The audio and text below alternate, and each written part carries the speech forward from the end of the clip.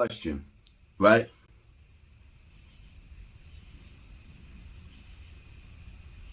Where were all you social media outlets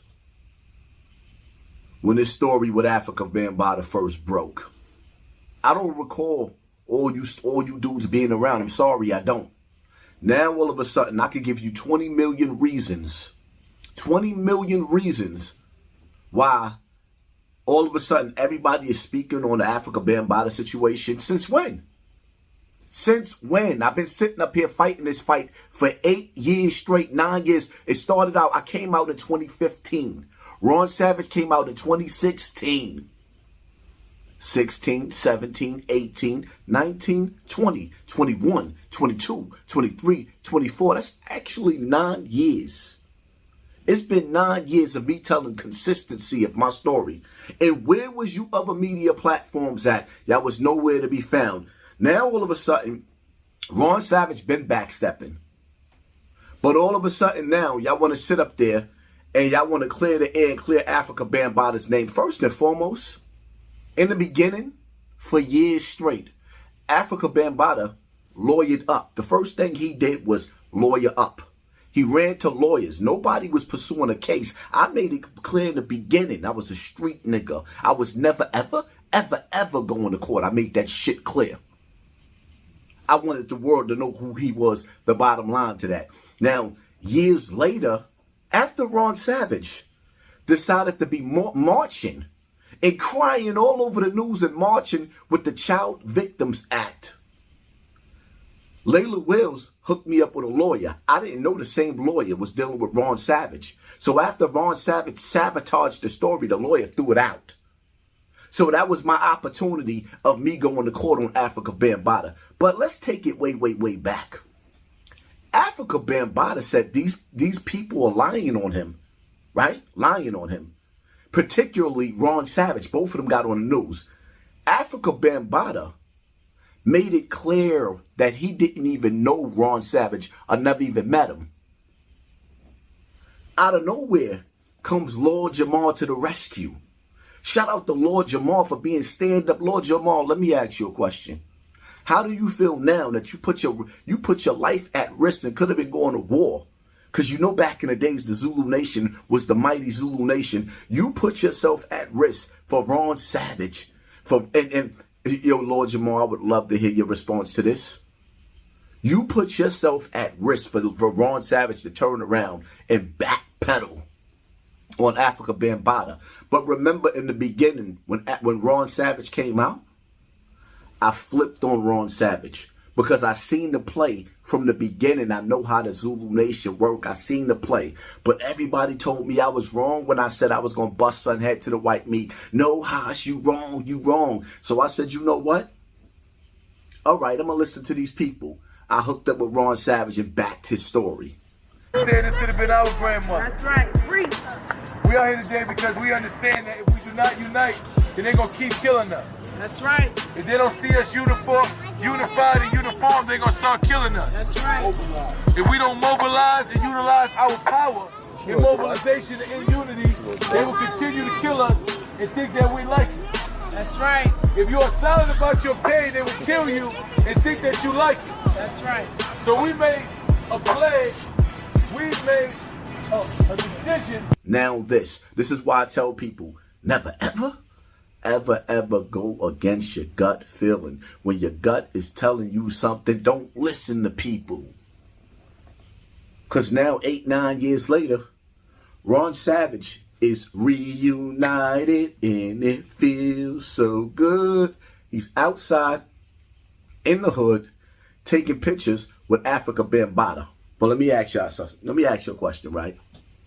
Let's get deep with this, right? To everybody that's watching, let me ask y'all a question. If a man accused you of what Ron Savage accused Africa Bambaataa of doing, would y'all ever take a picture with him again? Who in their right mind would stand next to a man that destroyed the Zulu Nation? Inquiring minds want to know why would he stand next to a man, a grown man at that that just came out of nowhere and lied on Africa Bambaataa. Africa Bambaataa said in the beginning he didn't even know Ron Savage. The lie detector test determined that was a lie. Then let's go back to the tapes, right? We gonna forget about the tapes with Mr. Biggs and Mickey Benson, with Mr. Biggs, the founder of the Zulu Nation, also Soul Sonic Force member, was on the phone offering Ron Savage $100,000? Not to put out any more evidence on Africa Bambaataa. We gonna forget that. See, what y'all gotta understand is, right? Oh, let's not forget Brother T. We not gonna talk about Brother T.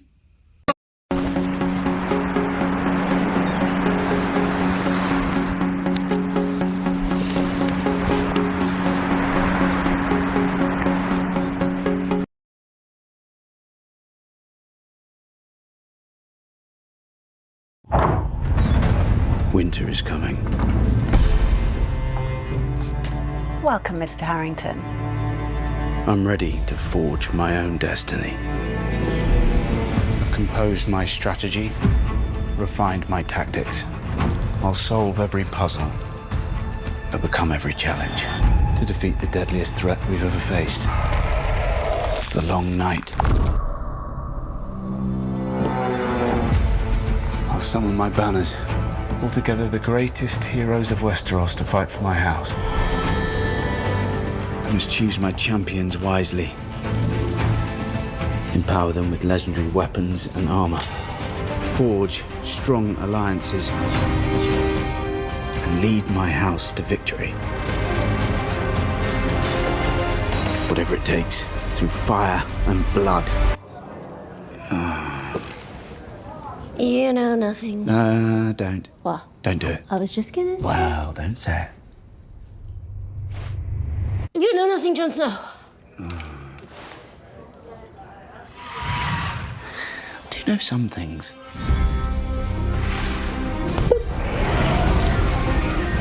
Yeah. Who will you summon to fight for your house? Game of Thrones Legends. Download now.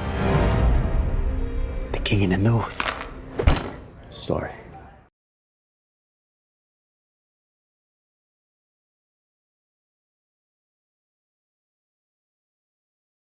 I never heard. Put the niggas on blast. I'm about to blow a whistle out and shit. I never heard about him being a. I heard him. I heard he was gay. We heard the gay shit. I heard we he heard was gay that. since 1970. That's no. I heard That's that. what we're saying. But I've never heard Menopause, we didn't know. I heard he was gay since And the thing was, let me tell you. be in the house room, didn't you? Nigga, please. Don't fucking try it. Don't try it. Let him say what he said. Let me make this clear for the 80s. All right, I was a young kid. My older brother was running. Nah, what happened in that room with Bam, man? What happened in that room? That's what Get his whoop. a little kid. I don't get 16. He got. Everybody got kicked out of Brazil. I don't know. Yeah, I know about it. I know about it. I made phone calls down there. Yeah, he bought his way out of that. Made phone calls down there, and I'll get to that. I'll get to that. got people in the UK. But let me get this. One of the Zulu Nation chapter leaders who walked in a room and caught Africa Bambaataa with an underage boy named Raheem and put the beats on Africa Bambaataa. We're going to forget about that. We're going to forget about the meeting with the Black Spades who sat down and put Africa Bambaataa on blast. We're going to forget about all this. Or we're going to forget about how the head of the Connecticut chapter and one of the founders of the Zulu Nation, TC Islam, came out and said they did their own investigation and made it clear. TC Islam made it clear.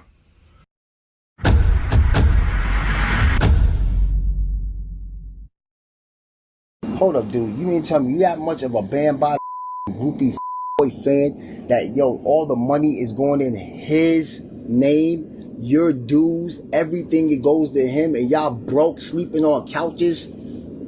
Are you stupid? And you putting cats in taxi rides to your home? So when we started internal affairing, the Zulu Nation 15 years ago, and the first one we internal affair was Africa Bambaataa. Because see, if I would have came out in the 90s saying I have suspicions that Bambaataa little boys up in the nation, I would have been dead because of zealotism. That if he would have said something back in the days on Africa Bambaataa, he would have got his TV turned off, his snot box rocked. They would have hit him in the head with the headshot. Which means that back in the days when the Zulu Nation was at its strongest peak, Africa Bambaataa didn't have to worry about that because he had warriors inside the Zulu Nation that was going to die to protect his secret. This is why people didn't come out and talk about him, and they still remain silent. I remember my son telling me, yo, brother, I couldn't go up against that. The brothers was too strong. That's why, and this was my number one beef with. Shout out to my son, because this wasn't his fight. It was my fight. This was my number one beef with my son. What up, people? They see me up in this hospital bed. Tore up. Right now, they're about to take this bullet out. Got a miserable night sleeping in this hospital, boy. Back's looking crazy. Brace looking nasty. Face need to shape up. But I'm still alive. I'm still alive. Oh, man. Boy, Mr. Checkmate was sleep here all night.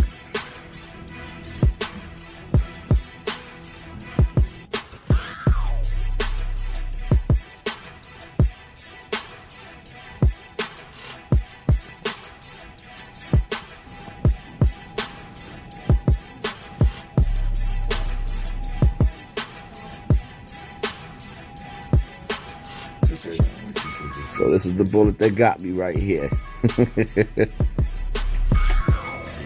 Piece of cake. It wasn't his fight. This was my number one beef with the whole hip-hop community, where I flipped on every rapper because everybody stood silent. Nobody wouldn't even speak. So when I sat up there and I cried my cries, even went out the Bronx River and got clapped, telling my story, y'all got the audacity to sit up there? Y'all really gonna sit up there? And now y'all want to sit up there and say, I mean, yeah, of course, I'm not mad because y'all saying he flip-flopped. But at the same time, y'all forgetting that there's more victims. Y'all also forgetting and overlooking the fact that there is somebody that's going to court that's taking him to court right now.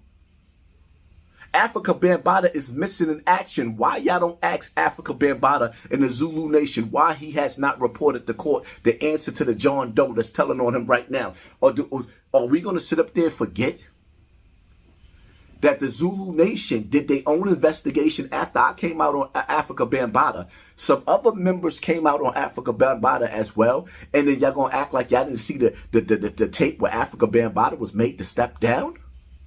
After he admitted to what he did to me. Ain't no ifs, ands, and buts about it. Let's stop trying to take this situation and turn child victims into homosexuals. Let's stop with you jealous ass niggas and you jealous hip-hop uncensored. You niggas is suckers.